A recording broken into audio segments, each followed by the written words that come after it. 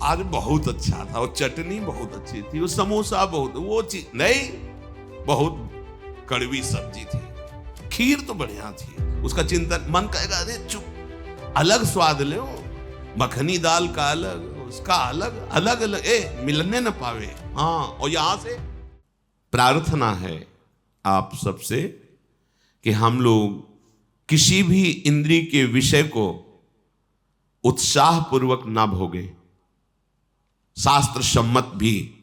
जैसे आपको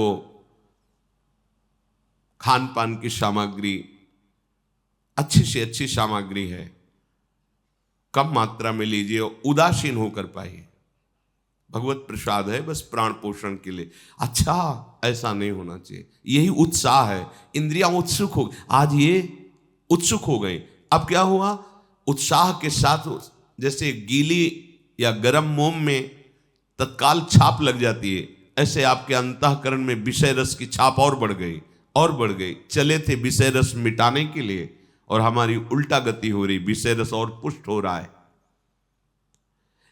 विषयों के प्रति उत्सुकता भर जाना। हमने देखा है महापुरुषों को, जब यमुना किनारे बिंदौर की तरफ भ्रमण कर रहे थे, हमारे दो ही मार्ग थे, गंगा का किनारा और यमुना जी किनारा। कभी किसी शहर, किसी ग्राम में एक भी रात्रि रुकने का ऐसा कभी नहीं रहा। जहां तो कोई देवालय, यमुना किनारे या गंगा किनारे जब भ्रमण किया है, या गांव के बाहर कोई देवालय, उसमें रुकना। तब तक जब तक वृंदावन धाम में श्री जी ने कृपा नहीं, तब तक कभी भिक्षा नहीं मांगी, आकाश वृत्ति का ही आश्रय लिया। जो हमारे पास स्वयं आ जाएगा हम उसको पाएंगे, अन्यथा मांगने का शब्द नहीं था। क्योंकि यौवन अवस्था थी, नगर में प्रवेश होने से हमें डर लगता था, किसकी क्या भावना है, कैसा है। तो गंगा का किनारा हमारे लिए, या यमुना किनारा, तो वहां एक परमहंस जी मिले, बड़ा दिव्य स्वरूप, कांतिमान तेजो में, एक अचला केवल नीचे, एक झोली जिसमें छांदोग्य उपनिषद, चश्मा और छड़ी, बस वही अचला ऐसे मच्छरों से बचाने के लिए ओढ़ लेते, दो लंगोटी, एक अचला, एक छड़ी, एक चश्मा, छांदोग्य उपनिषद। ऐसा वैराग्य की देख के एकदम चित्त आकर्षित हो गया, और ब्रह्मबोध संपन्न महापुरुष। तो जैसे भंडारा हो रहा है, प्रयाग में कुछ दिन रुके थे उनके साथ, भंडारा हो तो खप्पर रखते थे, गए नारायण, नहीं स्वामी जी हमारे यहाँ तो बैठ के पवाया जाता है, तो नारायण अगर आपको देना है तो दे दीजिए, हम बैठेंगे तो नहीं। तो उनका ऐसा प्रभाव था कि सामने वाला फिर कुछ बोल नहीं सकता था। वो सब सामान, हाँ क्या है, अच्छा 2 पूड़ी डाल दीजिए, सब्जी डाल दीजिए, खीर इसी में डाल दीजिए, उसी खप्पर में सब डाल दिया जितना आवश्यक है, गए बैठ। यही स्वभाव, वस्तु का स्वाद नहीं, प्राण पोषण के लिए अन्न पा रहे हैं, और प्राणों को आहुति देनी है प्रभु के चिंतन में। एक एक श्वास की आहुति बहुत बड़ी यज्ञ है, एक एक श्वास में हम अपने आराध्य देव का चिंतन कर रहे हैं, तो ये प्राणवायु का हवन हो रहा है पर ब्रह्म परमात्मा तत्व में। ये जो इंद्रियों के स्वाद में अपने लोग उछल जाते हैं, उत्साहित हो जाते हैं, ये हम अपने परमार्थ को नष्ट करते हैं, जान नहीं पा रहे। ध्यान रखना है, हमारे प्रभु का स्वभाव, आप जैसी इच्छा करोगे भजन करते हो पूर्ण हो जाएगी। जो इच्छा करी हो मन माही, हरि प्रसाद कछ दुर्लभ नाही। तुम जो चाहोगे मिलेगा। लेकिन बाबा जी बने हैं या परमार्थ मार्ग के पथिक बने चाह मिटाने के लिए, चाह को पुष्ट करने के लिए, चाह बढ़ाने के लिए नहीं। इसमें आपको हट करना पड़ेगा, अलग अलग स्वाद लेने की चेष्टा छोड़िए। यही चेष्टा तुम्हें और इंद्रियों के भोगों में फंसा देगी, यही उत्साह तुम्हारे पतन का कारण होगा। भोग के लिए उत्साह होना ये परमार्थ विहीन अंतःकरण का लक्षण है। परमार्थिक का जो अंतःकरण है वो उत्कंठा पूर्वक भगवत चिंतन के लिए उत्साहित रहता है। अगर हमारा हृदय भोगों के लिए उत्साहित है तो तुम्हें जलन नहीं होती, तुमको क्लेश नहीं होता कि हम अपने मार्ग से विमुख उत्साह कर रहे हैं। जथा लाभ संतोष सदा काहो सो कछु न चाहूंगो। कोई कच्चा पक्का ये वो कोई मतलब नहीं है। भाग्य प्रारब्ध के अनुसार या प्रभु के विधान के अनुसार जो है उसको उचित रूप, हाँ 2 रोटी डालिए, सब्जी डालिए, बस प्राण पोषण करना है और भगवत तत्व में लीन होना है। खा पी के खूब भोगों को थोड़ी भोगना है। और गृहस्थ धर्म में भी आवश्यकता अनुसार भोगों के सेवन का आदेश है। अगर आवश्यकता से विपरीत चेष्टा करोगे आहार विहार की, तो विपरीत चेष्टा फिर आपकी अन्य इंद्रियों की होगी, वो अधर्म हो जाएगा। चाहे जो कोई हो, अध्यात्म सुख लेना है तो इंद्रियों के भोगों में उत्साह न रखते हुए केवल प्राण पोषण या भगवत आज्ञा का पालन करने के लिए, चाहे वो गृहस्थ हो या विरक्त हो, जैसा शास्त्र सिद्धांत है उसके अनुसार चले।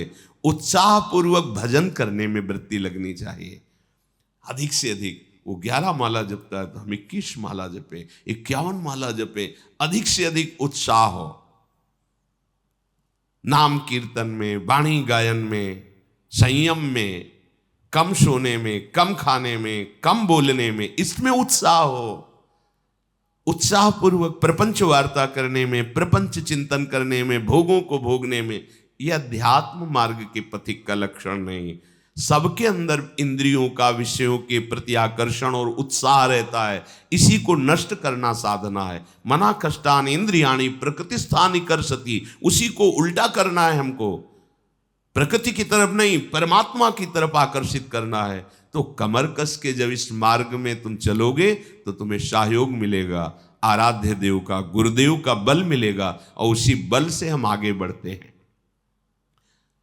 तो मन जिस इंद्री के विषयों का सेवन करने जाता है उस विषय में वो उत्साहित हो जाता है, सब देखो हृदय में, और वही उत्साह दृढ़ चिन्ह बना देती, संस्कार बना देती भोग के। और भोग उपभोग में प्रवृत्त होते होते वो अपने स्वरूप को भूल जाता है, उद्देश्य को भूल जाता है। ऐसा होता है। ये अच्छे उपासकों में नहीं होता। विवेक रूपी कैंची साथ रखी जाती है, बात किया वहीं काट दिया, उसका चिंतन नहीं। अगर कुछ 1 मिनट, 1.5 मिनट, 2 मिनट तो आप कमजोर साधक हो, और घंटों तो आप समझो कैसे साधक हो, और सालों। उसने हमको ये कहा था, संसारी पुरुष होता जीवन भर याद रखता है, और इसने हमको गाली दी थी, फंसेगा कभी, ये सब नहीं। परमार्थ का पथिक, संसार को इसे जीतना कहते हैं। विषय मिला, आज बहुत अच्छा था, वो चटनी बहुत अच्छी थी, वो समोसा बहुत, वो चीज नहीं, प्रभु के विधान के अनुसार जो मिला उसको उदासीन होके पास, उसकी कभी चर्चा नहीं, उसकी कभी स्मृति नहीं। अगर चर्चा और स्मृति है तो उसने तुम्हें जीत लिया, राग पूर्वक या द्वेष पूर्वक। बहुत कड़वी सब्जी थी, खीर तो बढ़िया थी, कोई रागात्मक अनुकूलता, कोई ये साधक का जीवन नहीं, ध्यान रखना। दोनों एक में मिला दी, खीर और सब्जी। राधा वल्लभ श्री हरिवंश, जितना उदर में उसका चिंतन, मन कहेगा अरे चुप, अलग स्वाद ले, मखनी दाल का अलग, उसका अलग, अलग अलग, मिलने न पावे। हाँ, और यहां से अलग अलग कर पाओगे? यहीं सब जाकर के एक ही में जाना है। ये केवल फसाव है, फसाव। राधा वल्लभ श्री हरिवंश, बस ध्यान रखो, ये छोटी बात नहीं है। यही छोटी बात बड़ी बात कर देती है, यही छोटी बात हमको बड़ी गलतियों में पहुंचा देती है। अब उसका संकल्प पे संकल्प बनता रहता है भोगों का। आज ये भोगा, कल वो भोगेंगे, ऐसा अगर मिले तो अच्छा है, ऐसा भोगे तो अच्छा है। अब वो संकल्प विषय रूपी बाणों से अंतःकरण को बींध देता है, कसक्त जलता रहता है हर समय। भोगते हुए भी भोग की इतनी वासना बढ़ जाती है कि इंद्रियां काम नहीं करती और तृष्णा बढ़ गई, कितनी दुर्दशा। बोले वो ऐसे नष्ट हो जाता है जैसे पतंगा तेज के आलिंगन करने के लिए भस्म हो जाता है दीपक में या अग्नि की लौ में जाकर के।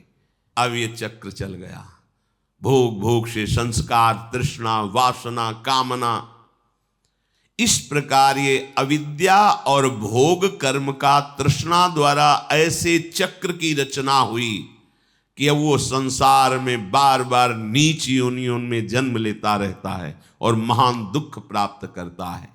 ब्रह्मा से लेकर तृण पर्यंत प्राणियों में, जल में, भूमि में, आकाश में वो बार बार जन्म लेता है, पर वो परमानंद की प्राप्ति नहीं कर पाता है। साधन उपयोगी ही आहार करना, साधना में बाधा ना पहुंच जाए, ये खुद के अनुभव की बात है।